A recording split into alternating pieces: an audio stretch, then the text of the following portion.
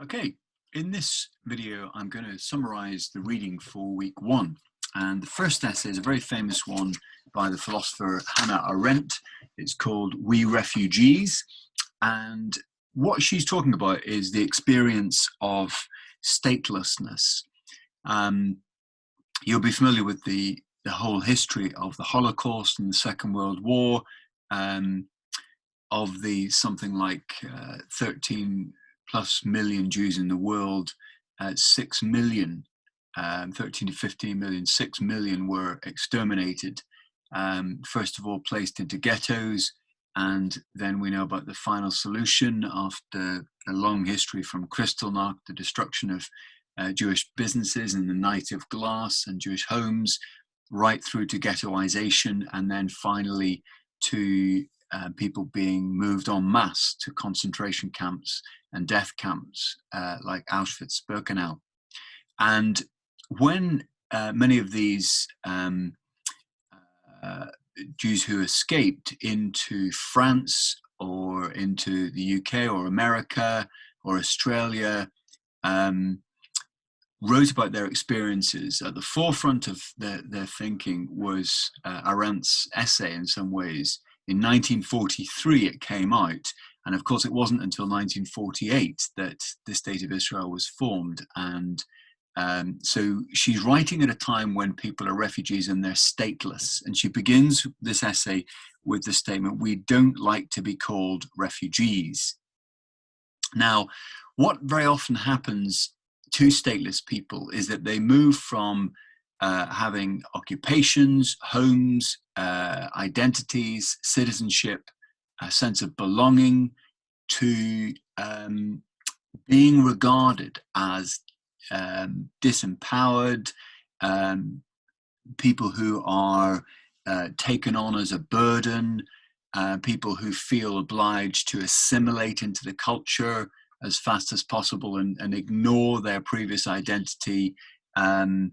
And she's dealing with this sense of dislocation and how states regard and treat people.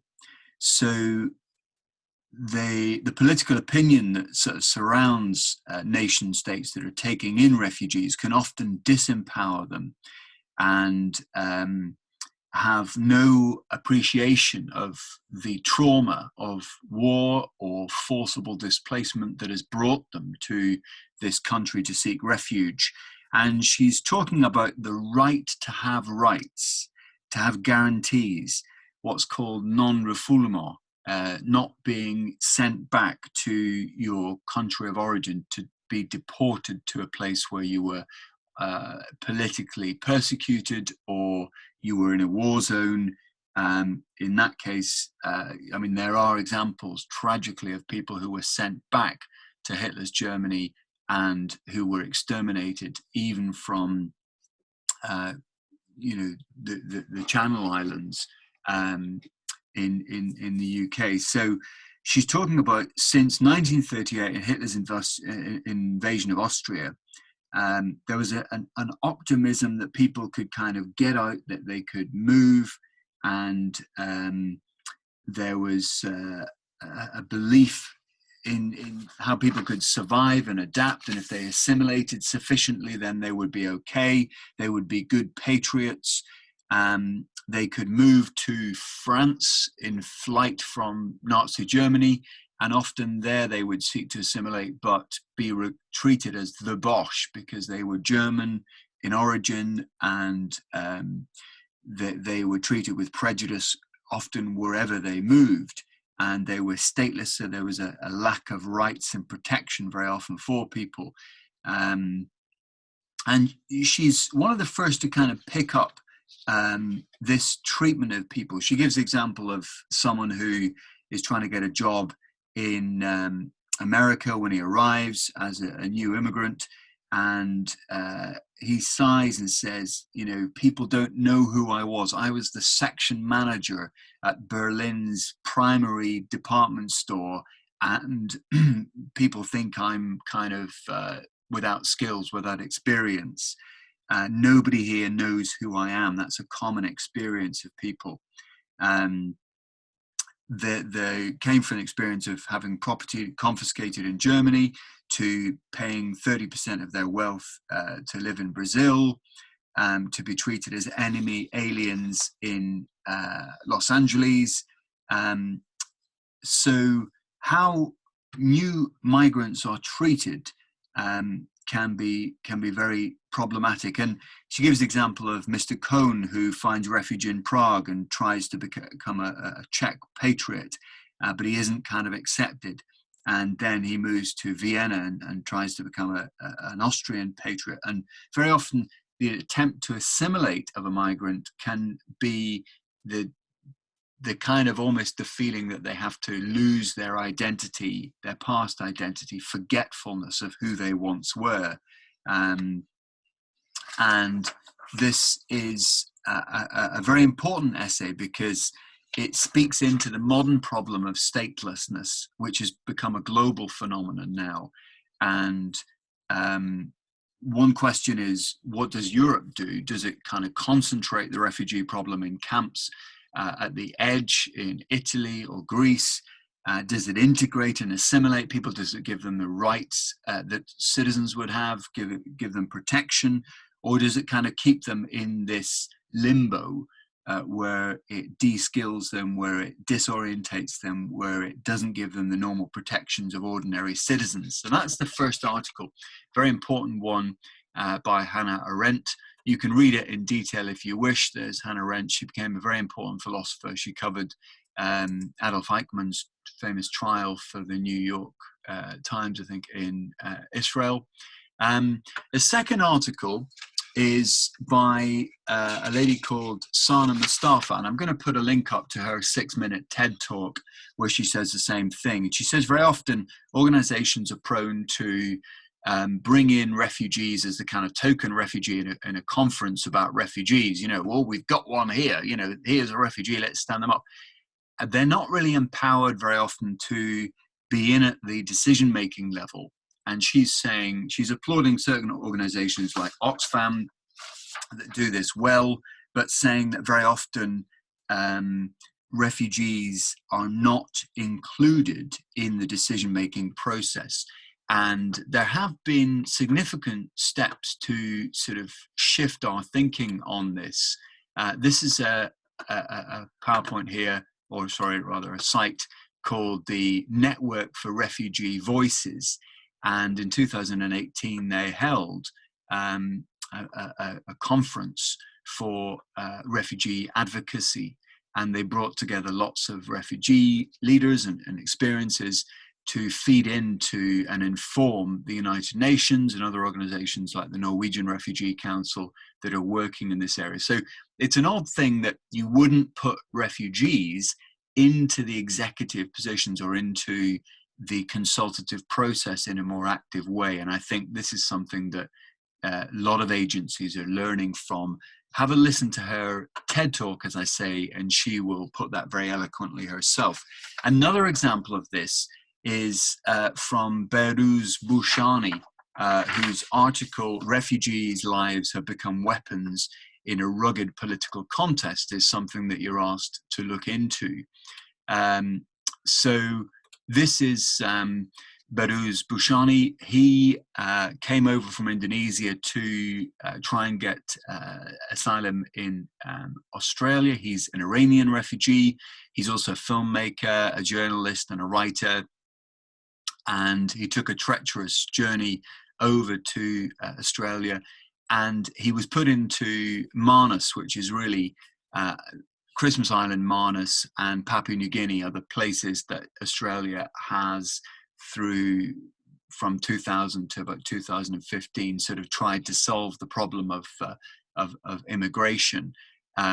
So Australia has a point system of immigration for skilled workers that it will take in, but its kind of humanitarian program for refugees tends to focus on Manus Island.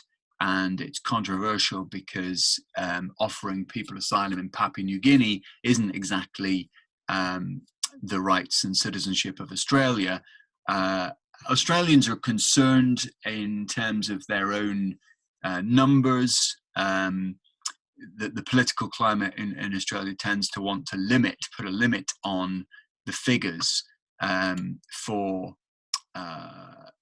immigration, and so a harsher approach to refugees has been the solution to that. What he's saying is that exiling people to Manus Island and Nauru is unacceptable. This is something which he thinks is inhumane, and the reputation for human rights that Australia has enjoyed has taken a hit. Its global credibility and reputation is at stake here. Just to put $9 billion into essentially maintaining a policy where you ship refugees off to some island in a camp almost indefinitely, and you don't give them rights of relocation, is to treat them in a way that violates human rights. Some people have been stuck in Manus Island and Nauru for 5 years, he says, and hundreds of people are effectively hostages of the Australian government.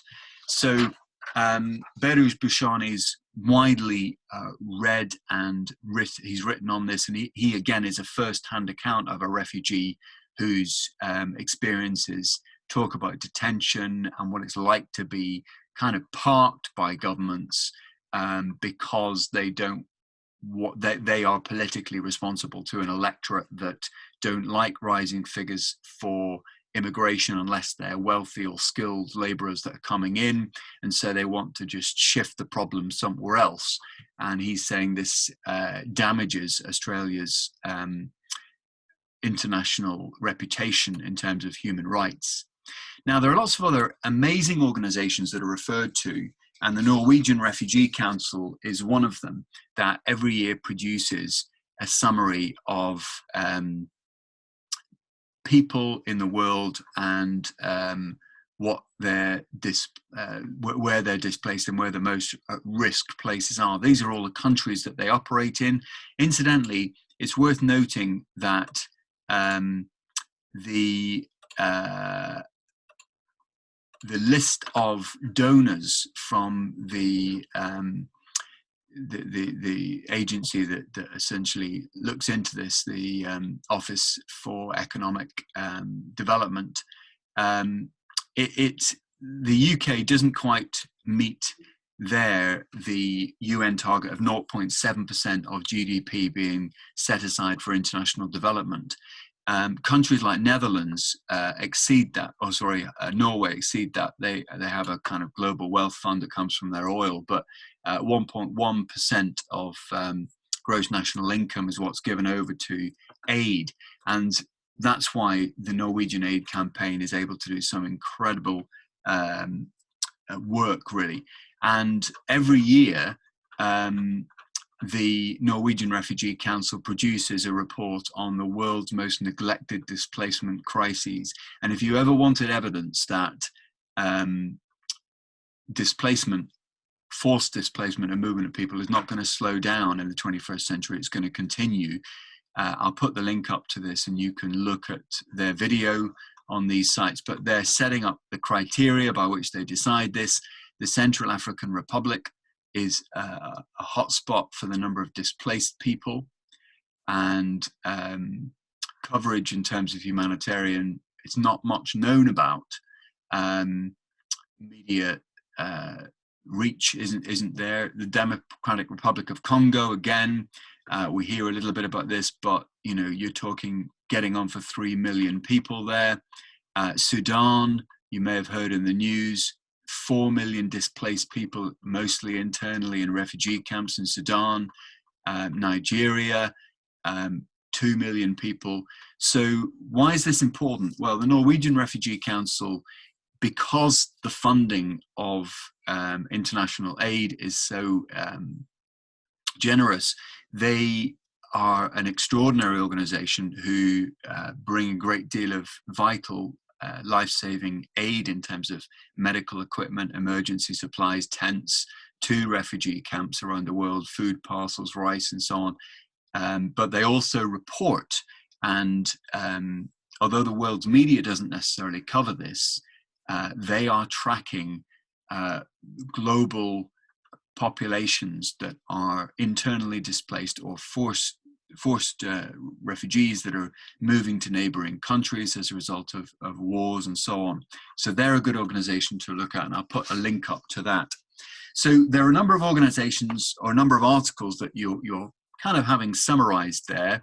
The UNHCR uses this term non-refoulement that comes from kind of the Second World War, really, and it's the right for people who've been displaced forcibly through war and violence not to be sent back to their country of origin that would threaten their life. That's an important thing to look at. The United Nations, you're going to learn in the course of this MOOC, Refugees in the 21st Century, about a whole load of international laws and protocols and compacts going from 1951 right through to the present day. And in 2018, the Global Compact on Refugees for the United Nations was introduced, and it distinguished between the terms refugee and migrant, but it is an attempt to get countries to treat refugees with a degree of consistency. And I'll put a link up to this as well on our site. So if you've got any questions about the reading, do ask. That's a kind of summary of it. You should now be able to tackle some of the questions that you're being asked on the course. If any of those are a bit perplexing to you, type them up on posts and I'll give you examples of how people have answered that from the course. And if there's anything else that you think would be really helpful to know as you go through the course, or any further questions that you've got, or you'd like to chat about aspects of the course, please do post up. Thank you.